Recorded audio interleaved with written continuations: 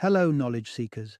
In this episode of 20-Minute Books, we delve into The Myth of the Strong Leader, a riveting exploration authored by the eminent Archie Brown, an emeritus professor of politics at Oxford University. This book unravels the fascination with charismatic, seemingly omnipotent leaders, challenging the notion that such figures are ideal for steering democratic societies.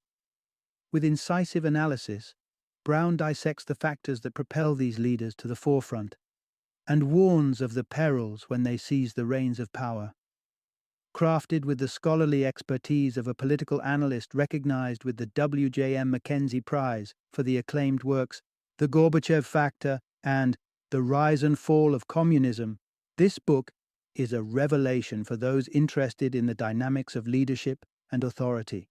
It is a must-listen for students of politics or history, individuals curious about the ascension of authoritarian leaders, and aspiring leaders who envision a just and fair approach to governance. Join us as we explore how the myths of strong leadership have shaped the course of global politics and democracy.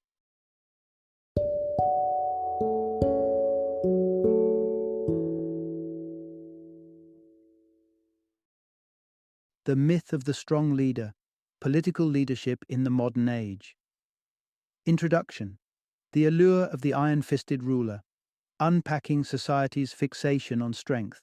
It's a fundamental choice that feels almost like choosing between light and darkness, a vibrant democracy or the oppressive grip of a totalitarian regime.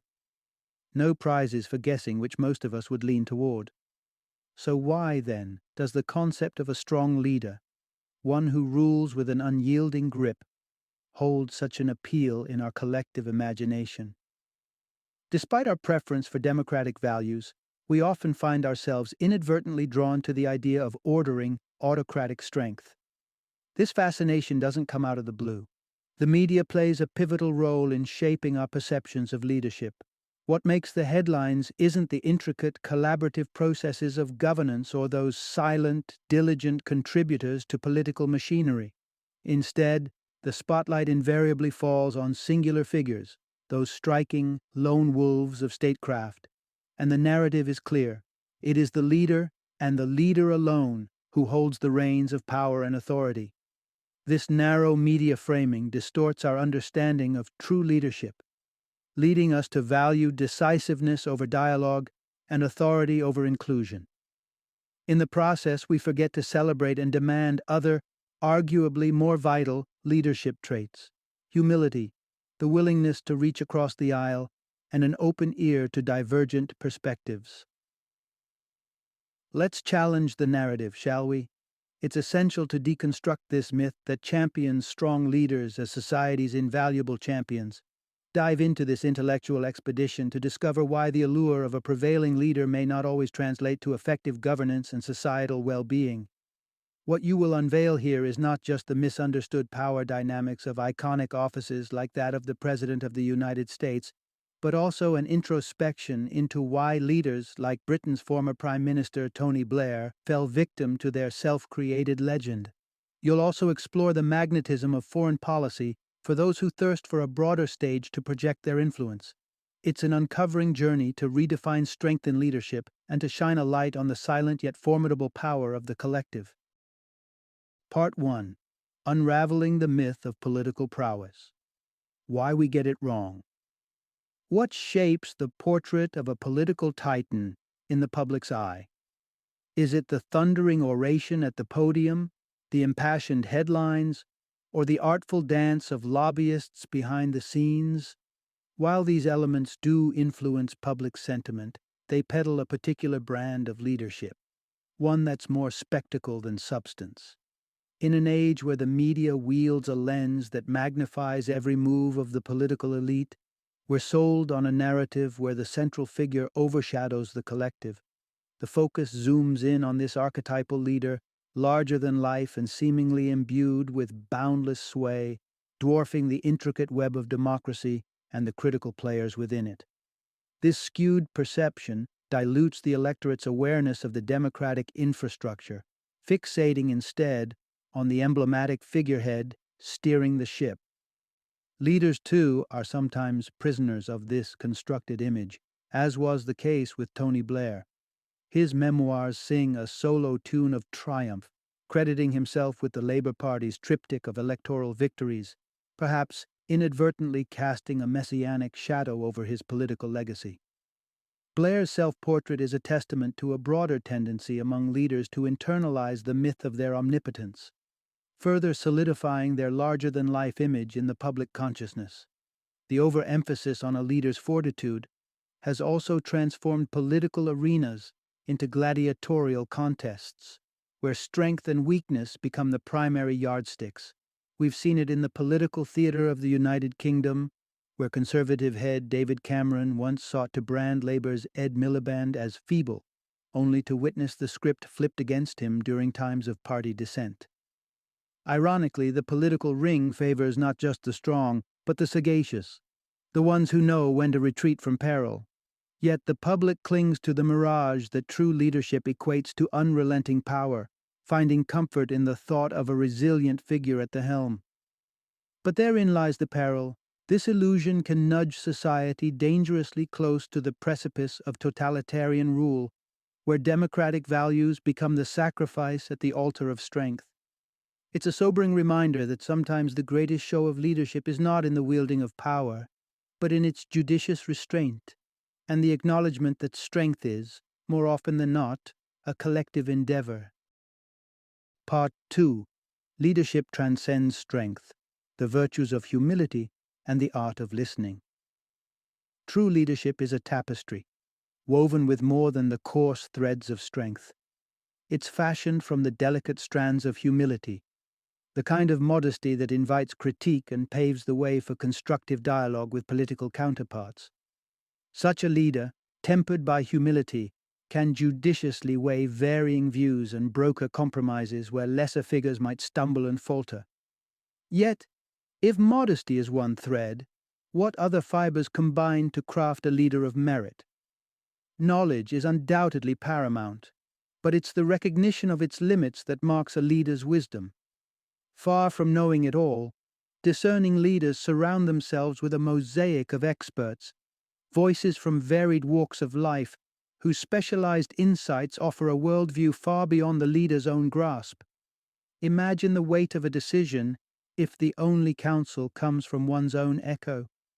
Leaders who bridle at the wisdom of their ministers or rebuff the nuanced expertise of specialists in fields alien to them run the treacherous path towards folly. After all, history is often kinder to those who listened more than they spoke.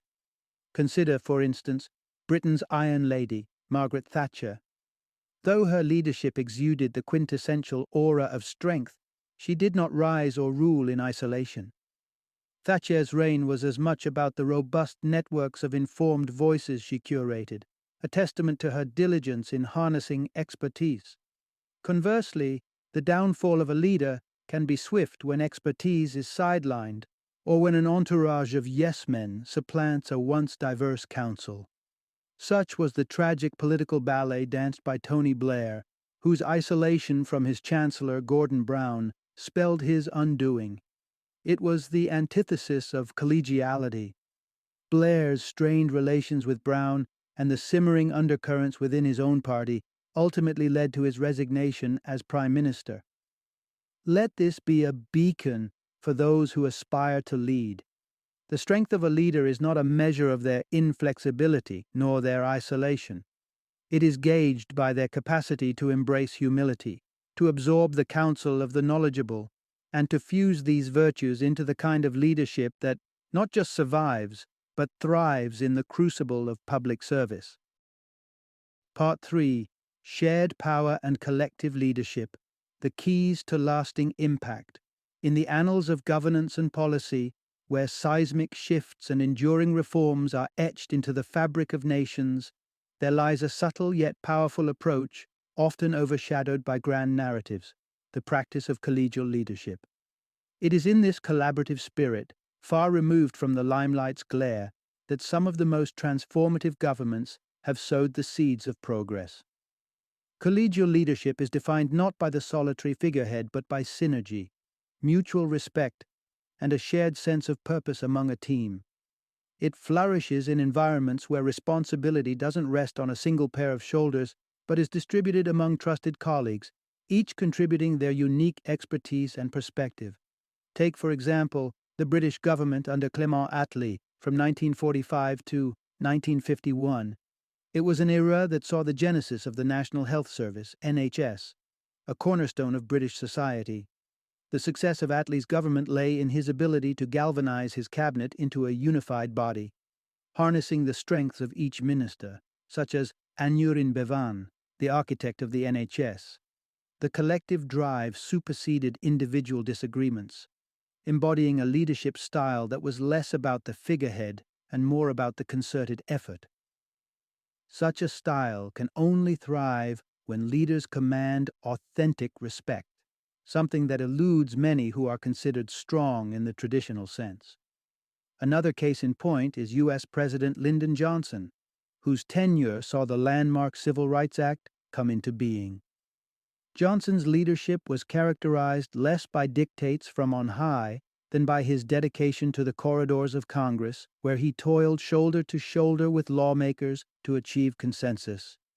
His relentless engagement extended beyond civil rights, leading to the establishment of Medicare and Medicaid, marking his presidency as one of America's most consequential, despite the blight of the Vietnam War. Johnson's legacy stands as a testament to the power of collegiality in leadership, carving his place in history through shared conviction and collective action. In the very nature of democracy lies the principle of collaboration, a symphony of voices, a blend of talents. It is, therefore, no surprise that the leadership best suited to steward such a system is one that mirrors its foundational ethos, a leadership of togetherness. For it is here, in the unity of diverse minds, that the true spirit of democracy manifests, guiding societies not by the might of one, but by the combined wisdom of many. Part 4. The delicate balance of democracy, understanding a leader's constrained authority. In the theater of democracy, where every act and scene is laden with the weight of public expectation and scrutiny, the role of the leader is beset by constraints. Far from the unchecked power often associated with singular authority figures, leaders within democracies operate within a labyrinth of rules and regulations that intentionally temper their reach. These democratic guardrails are not without purpose. Their design is to forestall any one leader, regardless of the charisma that might cloak them, from unilaterally imposing their will, a bulwark against the dangers of a one-person rule. Thus, other political parties, who too carry the mandate of significant swathes of the population, retain their voice and influence. What this achieves is a governance that is not a solo but a chorus, reflective of society's pluralistic nature. In venues such as the United Kingdom's House of Commons or the United States Congress, the heads of state encounter the symphony of democracy, a place where ideas are debated, scrutinized, and sometimes rebuffed before they can crystallize into legislation. Leadership in such a realm is not an exercise of dominance but an art of consensus building, a skill in rallying others behind a vision. Coalition is the cornerstone of such democratic systems, where success is less about a dominant march and more about a harmonious dance with representatives of diverse perspectives. A leader's prowess is measured not by the capacity to command unilaterally, but by the ability to create unity within multiplicity, to carve paths forward that find echo in the hearts of the many. Consider the President of the United States, an office often perceived as the pinnacle of political power. Yet, the reality is a convoluted matrix of checks and balances with a distributed power structure encompassing the White House, Congress, the judiciary, and myriad other departments and agencies across 50 states. Such dispersion of power serves as a checkmate against the consolidation of influence, making it a Herculean task for any single president to champion sweeping, transformative agendas. There is, however, an ace up the sleeve of the American president, the veto power. This tool allows the president to counteract legislative decisions, earning the United States the moniker of a vetocracy. Yet even this is but a limited strand of power within the broader tapestry. In sum, the perceived domestic omnipotence of democratic leaders is often a mirage. Their true domain, and where they wield more conspicuous authority, lies beyond the water's edge, in the realm of foreign policy. It is here, perhaps, that the shadows of their influence stretch the longest, unencumbered by the domestic chains that otherwise bind their ambitions. Part 5. Navigating the International Stage. The expansive reach of a democratic leader's foreign policy. When it comes to the tangled web of domestic governance, democratic leaders find their hands tied by a myriad of checks and balances. But the stage of international relations presents a different scene entirely, one where the reins of power slacken and a leader's influence expands, particularly in the theater of war. War, by its very nature, resists predictability, forever evolving in its methods and madness. Accordingly, the bureaucratic red tape that often constrains domestic decisions is scarcely present in the realm of foreign policy. This is where leaders, ensnared by the limits of their home turf, may be tempted to demonstrate their geopolitical clout. Unfortunately, the absence of stringent checks can sometimes culminate in catastrophic decisions. Case in point, the United Kingdom's leap into the Iraq War in 2003, a move largely orchestrated by the hands of then Prime Minister Tony Blair. The result was a tragedy of immense proportions, brought upon by leadership that chose conviction over counsel. Blair's memoirs echo with the refrain of personal resolve, asserting that it was his prerogative to steer the nation into war by virtue of his office. This stance underscores a troubling pattern among strong leaders, a propensity to bypass expert advice and stride headlong into the fog of conflict. Amplifying the potency of foreign policy is the modern miracle of communication, the ability to converse and convey decisions at breakneck speed across the globe. Today's leaders live in a state of perpetual readiness, where the expectation to respond instantaneously to international incidents has become the norm. Such urgency diminishes the likelihood of measured, knowledgeable responses, raising the stakes of spur-of-the-moment diplomacy. The ripple effects of hastened and uninformed foreign policy decisions can span continents and echo through the ages. A leader's rush to war, motivated by a distorted view of strength, can reshape the very bedrock of a nation, setting the stage for successors charged with the task of healing the scars left by their predecessors. It's a stark reminder that true leadership, particularly on the global stage, should be wielded with a careful hand, guided by wisdom, not just willpower. Part 6. Behind every charismatic leader, the confluence of crisis and societal change.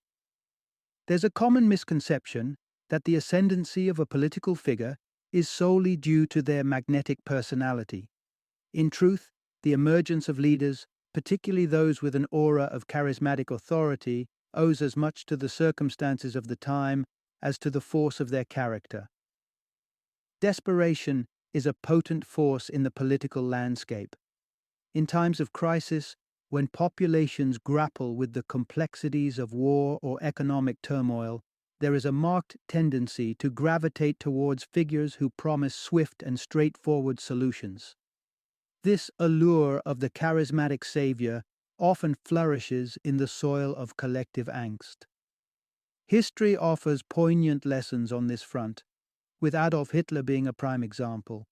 While his oratory skills were undeniably hypnotic, it was Germany's dire state in the aftermath of World War I that primed the country for his meteoric rise to power. Economic chaos and national humiliation became the kindling for his incendiary ascent. Similarly, periods of significant political transition set the stage for the emergence of domineering figures. When a nation shuffles off the chains of authoritarian rule, the nascent understanding of democratic process can leave a vacuum filled by the allure of strong leadership. Evidence of this was seen in post-communist societies where, according to a 2007 survey, a substantial portion of citizens expressed a preference for decisive leadership at the expense of democratic integrity. The credibility of democracy itself also shapes the public's reception of authoritative leaders. When oppressive regimes masquerade as democratic, the resulting disillusionment can sow seeds of doubt about the efficacy of democracy to address societal woes, inadvertently bolstering the desirability of assertive rule. Leaders also ride the tides of political fatigue. Figures like U.S. President Barack Obama, former President John F. Kennedy, and Britain's Tony Blair all captured the zeitgeist of their era, not just through personal charm, but because they represented a shift from a status quo marred by prolonged incumbencies or serious policy blunders. In essence, nations navigating through the stormy seas of internal upheaval and external pressure are often the crucibles that forge leaders of remarkable strength, for better or for worse. These leaders become symbols of their time, their rise a confluence of their compelling presence and the critical junctures on which their societies pivot. Final summary. The popular notion that the hallmark of effective political leadership is sheer strength is a myth that warrants re-evaluation. In the intricate dance of democracy, the leaders who leave the most indelible mark on history's pages are not necessarily those who command with an iron fist, but rather those who embody modesty, value the counsel of expertise, and champion the unity of voices. The capacity to navigate the delicate balance of leading and listening, of asserting and uniting, is far more indicative of a leader's potential for success. When faced with the pressures of crises or transformation, societies are particularly susceptible to the allure of strong personalities. However, such leaders, while charismatic, can propel nations toward precarious paths, characterized by tumultuous domestic policies and impulsive foreign decisions. In the final analysis, the essence of sterling leadership in democratic contexts is anchored not solely in the ability to exert power, but in the wisdom to collaborate, the humility to learn, and the vision to forge consensus amidst diversity. These are the true measures of strength that can steer societies through challenges and toward enduring progress.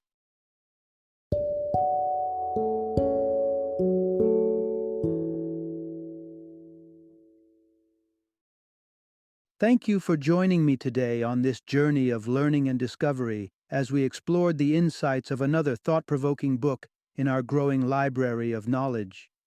If you've enjoyed our time together, please take a moment to follow our podcast, give us a 5-star rating, and share 20-minute books with other knowledge seekers. Your support truly means a lot. Don't forget to join me again in the next episode, where we will delve into another enriching book. Until then, happy reading and happy listening.